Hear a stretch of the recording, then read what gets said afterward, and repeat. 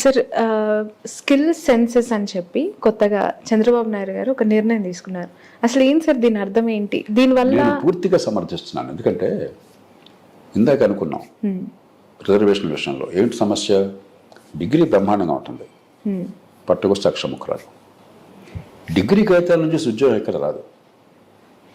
ఉపాధి అన్నది సమాజంలో మనందరికీ కావలసిన వస్తువుల్ని సేవల్ని ఉత్పత్తి చేయగలిగితే అది వాళ్ళకు ఉపాధి అవుతుంది, మనకే సేవలు అవుతాయి. మీ కెమెరామన్ ఉన్నాడు, ఆయన ప్రకాశం జిల్లా నుంచి అని చెప్పి, కరీంనగర్ జిల్లా నుంచి అని చెప్పాడు, గోదావరికి అని.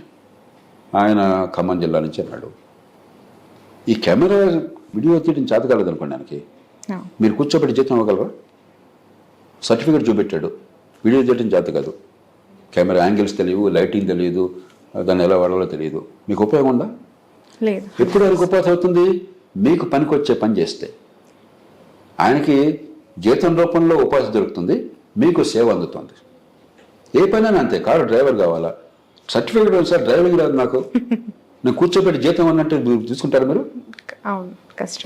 నమస్కారం అని పంపించేస్తారు, అంతే కదా. మనకేమైంది? చెత్త విద్య, దొంగ విద్య, కాపీ కొట్టడం, బట్టి పట్టడం, నైపుణ్యం అలా. పిల్లలు తెలివితేటలు లేక కాదు, అపారమైన తెలివితేటలు ఉన్నాయి. కానీ మనం ఏం అభిప్రాయం కలగజేసాం? ప్రభుత్వాలు వాళ్ళకి నైపుణ్యాన్ని పెంచి పనికొచ్చే ఉపాధి ఇవ్వటం ఎట్లా అని ఆలోచించకుండా అన్ని ప్రభుత్వాలు ఏం చేస్తున్నాయి, ఎలక్షన్లో ఎట్లా కొట్ల ఆపద్ధర్మంతో గెలవాలని చెప్పని తెలంగాణ ఏమన్నారు వీళ్ళు, జాబ్ క్యాలెండర్, గవర్నమెంట్ మీకు ఉద్యోగాలు ఇచ్చేస్తున్నారు. అంతకంటే పచ్చి అబద్ధం మరొకటి లేదు. 100 మంది సమాజంలో పనిచేస్తుంటే 3 ప్రభుత్వంలో ఉద్యోగాలు వచ్చాయి. ఆ 3 మనకు పనికొచ్చే పని పెద్దగా ఏం చేయట్లా. మీ ఒంటి మీద ఏ వస్తువైనా చూడండి, మీరు కట్టుకున్న బట్టలు కావచ్చు, చేతుకున్న వాచ్ కావచ్చు, జేబులో నా జేబులో ఉన్నటువంటి కళ్ళజోడు కావచ్చు, ఈ పెన్ను కావచ్చు, కాళ్ళకున్న చెప్పులు కావచ్చు, మీరు నడిపే కారు కావచ్చు, కూర్చున్న సోఫా కావచ్చు, వీటిలో ఒక్కటి ప్రభుత్వం చేసిందా? మరి మనకు కావలసినన్ని తయారయ్యేదేమో మార్కెట్లో, ఉద్యోగాలు ప్రభుత్వం ఎట్లా వస్తాయి? 3 వస్తాయి. ఆ 3 ఒళ్ళు దగ్గర పెట్టి పని చేయాలి. మనకి అది చేయట్లా. మనకు ఉమ్మడి పనులు ప్రభుత్వం సరిగ్గా పనిచేస్తే దేశం ఎట్లా ఎందుకుంటుంది? ఇప్పుడు దాకా మనం మాట్లాడుకున్నాం కదా. కాబట్టి ఉపాధి ప్రజలకు కావలసినటువంటి వస్తువుల్ని సేవల్ని ఉత్పత్తి చేయడంలో ఉంది. ఈ 2 ఉత్పత్తి చేయాలంటే ఏం కావాలి? నైపుణ్యం కావాలి. ఆ నైపుణ్యం లేని చదువు చెత్త కాగితం. కాబట్టి 2 కావాలి. దీర్ఘకాలంలోనేమో ముందు విద్యని బాగు చేయాలి. చాలా కాలంగా ప్రయత్నం జరుగుతుంది కానీ ఇంకా బాగుపట్టాల, ఇంకా చాలా చేయాలి ఇంకా. కానీ అది దీర్ఘకాలం.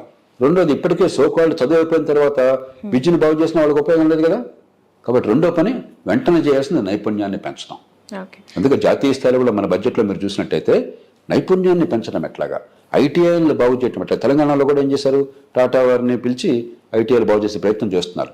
మరింత లోతుగా చేయాలి, ఉరికి ముక్కబడిగా కాకుండా కేవలం అలంకారప్రాయంగానో బిల్డింగ్లు కట్టడమో కాదు, మెషినరీ పెట్టడం కాదు, నిజంగా నైపుణ్యం రావాలి, స్కిల్ రావాలి.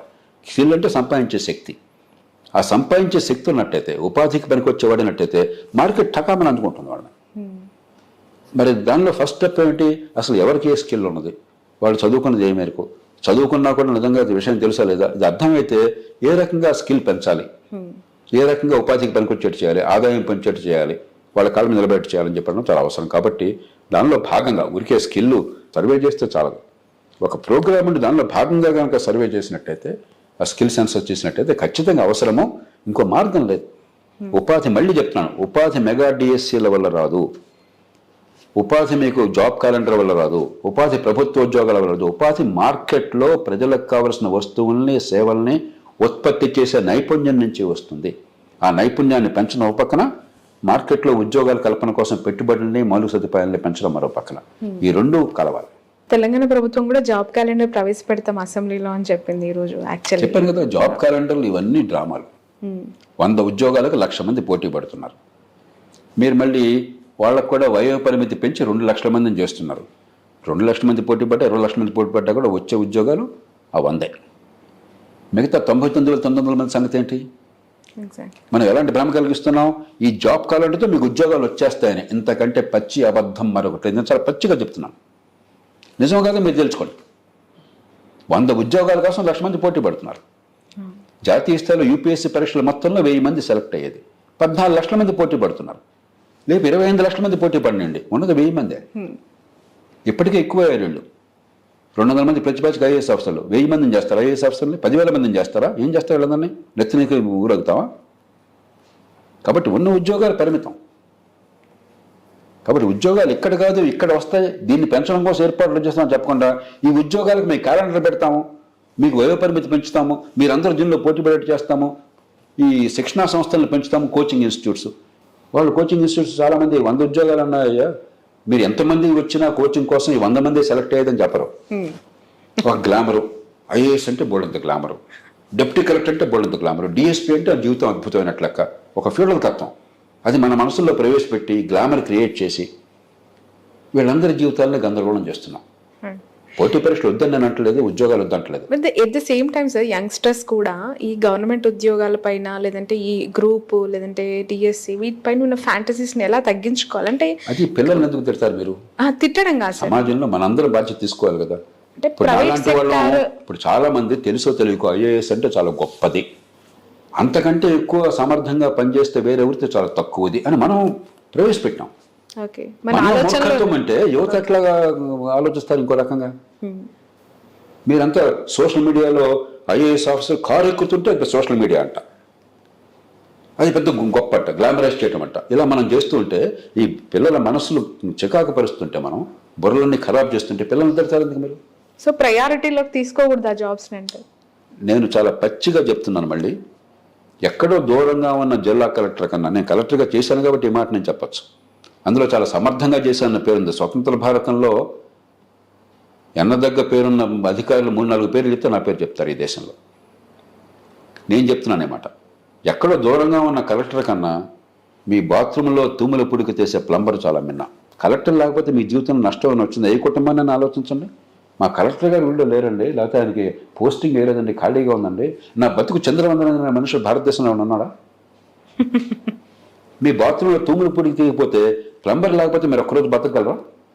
ఆ కంపుకి బాత్రూమ్కి వెళ్ళకుండా బతకగలరా మీరు? ఏది ముఖ్యం మనకి? మనకు కామన్ సెన్స్ ఉండాలి. ఏదో ఒక గ్లామర్ పెట్టేసి పెత్తనం చేసేవాడు చాలా గొప్పవాడు, నిజంగా పని చేసేవాడు, పనికొచ్చే పని చేసేవాడు తక్కువవాడు అనే భావన మన సమాజంలో మనం సృష్టించాం. కుల వ్యవస్థలో సగం వచ్చింది అది. కొన్ని నీచ వృత్తులు, కొన్ని గొప్పవి. పెత్తనం చేయడం, ఏ పని చేయకున్నా కూడా మనకి ఏం లాభం లేకుండా పెత్తనం చేస్తే వాడు చాలా గొప్పవాడు. ఇవి చాలా ప్రమాదకరమైన ఆలోచనలు. వాళ్ళు అవమానించమని అంటలా. బట్ సివిల్ సర్వెంట్లు కూడా ఇవాళ జనరేషన్ లో అలానే ఫీల్ అవుతున్నారు, మీరు సేవ చేస్తున్నాం. మనం నెత్తినెక్కించుకుంటే వాడు నెత్తినెక్కుతాడండి. ఓకే, నేను అందుకే చెప్తుంటాను, ఇప్పుడు ఈ ఉద్యోగాల కోసం పాకులాడేవాళ్ళు చెప్తుంటాను, తప్పులేదయ్యా. నిజంగా సమాజంలో 10 మందికి మంచి చేయాలని కోరుకుంటే ఉద్యోగాలను సాధనంగా చేస్తున్నాం అంటే వెళ్ళండి, గ్లామర్ కోసం వెళ్ళొద్దు. ఒక గట్టి ఎఫర్ట్ చేయండి, అన్ని దానిలో పెట్టి పంచోష్ణాలకు చేసి 5 ఏళ్ళు 10 ఏళ్ళు దానికోసం తగలేసి ఎంతమంది అయినా సెలెక్ట్ అయ్యేవాడు ఎంతమంది. సెలెక్ట్ అయితేనేమో విజయ గర్వము, వికటాట్టహాసము, సెలెక్ట్ కాకపోతే పూర్తిగా నిరసపడిపోవటము, డిప్రెషను. ఇది సరైనది కాదు. ఇది సమాజానికి ఎన్నో రకాలుగా మంచి చేయొచ్చు. సెలెక్ట్ అయిన వాళ్ళు గర్వంతో తొలగిసలాడిపోకండి, సమాజానికి మంచి చేసే అవకాశం దొరికిందని వినమ్రతతో ప్రదర్శించండి. సెలెక్ట్ కాని వాళ్ళు జీవితం అంతా నాశనమైందని చెప్పని దేవదాసులాగా జగమేమాయ బతుకమేయ అని చెప్పి అనుకోబోకండి. ఏ పనైనా చేయొచ్చు, సమాజానికి పనికొచ్చి ఏ పనైనా గౌరవప్రదమైంది, గర్వంగా చేయండి. ఈ మాటలు చెప్పట్లా ఈ దేశంలో. మన సినిమాలు కూడా అదే పనిగా వాళ్ళు వీటి సెలెక్ట్ అవడం చాలా గొప్ప విషయం, వీటికి వెళ్ళడం చాలా గొప్ప విషయం, ఇలాంటి పిచ్చి ఆలోచనలు ప్రవేశపెడుతున్నాయి. డిగ్నిటీ ఆఫ్ లేబర్ లేదు. సమాజంలో పనికొచ్చే ఏ పని చేసినా కూడా గర్వంగా గౌరవంగా బతకొచ్చి తలెత్తుకునే అన్న విశ్వాసాన్ని కలిగించట్లా మనం. నేను అందుకని నాలాంటి వాళ్ళం, నేను చెప్పే మాటలు చాలామంది రుచించకపోవచ్చు. జిల్లా కలెక్టర్ కంటే ప్లంబర్ మిన్నా అన్న మాట ఎంత ధైర్యం కావాలి ఆ మాట చెప్పడానికి? ఆ మాట చెప్పడం జిల్లా కలెక్టర్ని అవమానించాలని కాదు, ప్లంబర్ని గౌరవించాలని చెప్పని, డిగ్నిటీ ఆఫ్ లేబర్ ఉండాలని చెప్పని. సమాజంలో 10 మందికి పనికొచ్చి ఏ పనైనా గౌరవానికి అర్హమైనది, అంతేగాని కుల వ్యవస్థలాగా కొన్ని గొప్పవే కొన్ని తక్కువని ఆత్మజ్ఞానంతో బాధపడబోకుండా చెప్పిన మాట మనందరి నుంచి మళ్ళీ మళ్ళీ మళ్ళీ జనంలోకి వెళ్ళాలి. ఆ తప్పు మనం చేస్తున్నాం, తల్లిదండ్రులుగా పిల్లల విషయంలో చేస్తున్నాం, సమాజంలో సోకాళ్ళు పెద్దలుగా సమాజం విషయంలో చేస్తున్నాం. ఒక పిచ్చిని మన మనసులో ప్రవేశపెట్టి తర్వాత మన పిల్లల్ని తిడుతున్నాం. ఈ బాధ్యత పెద్దలు చేసుకోవాలి.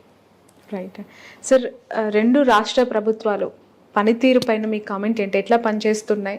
ఇక్కడ రేవంత్ రెడ్డి గారు ఖజానా లేదంటున్నారు, అక్కడ చంద్రబాబు నాయుడు గారు సూపర్ 6 అమలు చేయాలంటే ఖజానా ఖాళీ ఉంది బట్ చెయ్యాలి అంటున్నారు. ఖజానా ఎక్కడో దేవుడు మనకు డబ్బులు ఇవ్వడు, ఖజానాల డబ్బులు మన పన్నుల డబ్బుల్లోంచి వస్తుంది. అఫ్ కోర్స్ సంపద సృష్టిస్తాను అన్నారు ఎలక్షన్స్ టైంలో, బట్ ఇప్పుడు ఎందుకు ఖజానా ఖాళీ ఉందని చెప్పి. తెలంగాణ తీసుకోండి, రెండుకి వేరు వేరు రకాల సమస్యలు. తెలంగాణ తీసుకోండి, తెలంగాణ ఏర్పడినప్పుడు 2014లో దేశంలో అతి ఎక్కువ మిగులున్న రాష్ట్రం. తెలంగాణ 1,16,000 కోట్ల రూపాయలు రెవెన్యూ మిగులున్నట్టుగా చూపెట్టారు అన్నాడు 5 ఏళ్ల కాలంలో. 14 ఆర్థిక సంఘం నివేదికలో స్పష్టంగా పేర్కొన్నారు. తలసరి ఆదాయం హైదరాబాద్ నగరం పుణ్యమా అని చెప్పని చాలా ఎక్కువ ఉన్న రాష్ట్రం. ఇప్పటికి కూడా తలసరి ఆదాయం చాలా ఎక్కువ ఉన్న రాష్ట్రం. దేశంలో నెంబర్ 1, నెంబర్ 2గా వస్తుంది. పెద్ద రాష్ట్రాల్లో పోస్తే నెంబర్ 1 తెలంగాణ. బంగారం లాంటి రాష్ట్రంలో అయితే డబ్బులు వృధా చేశారు, రాచరిక పోకడలతోనో మూర్ఖపు పథకాలతోనో, లేకపోతే తాత్కాలికమైన సంక్షేమానికి పెద్దపీట వేశారు. గత ప్రభుత్వం కొంతవరకు బ్యాలెన్స్ పాటింది. వృధా అయింది కానీ డబ్బులు వృధా అయినాయి కానీ కొన్ని పథకాలకి.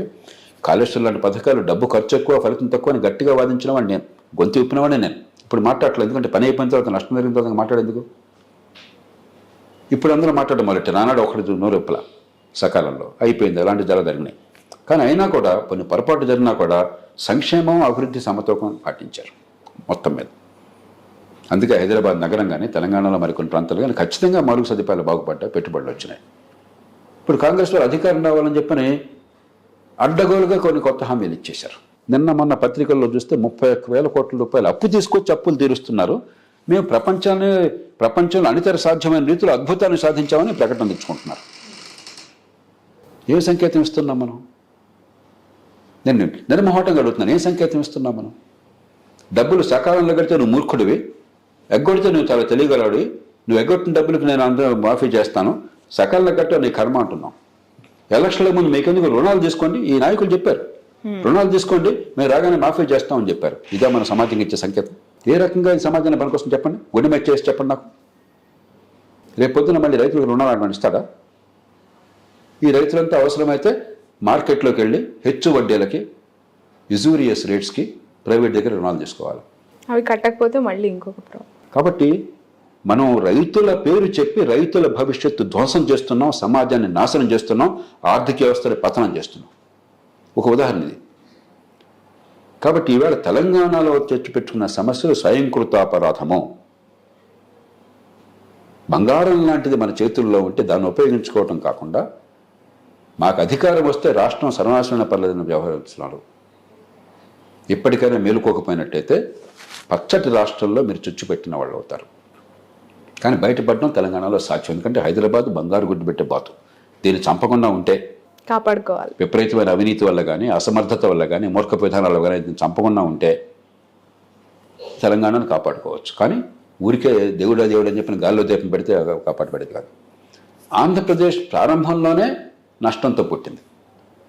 ఎప్పుడైతే హైదరాబాద్ని కోల్పోయినటువంటి రాష్ట్రమైందో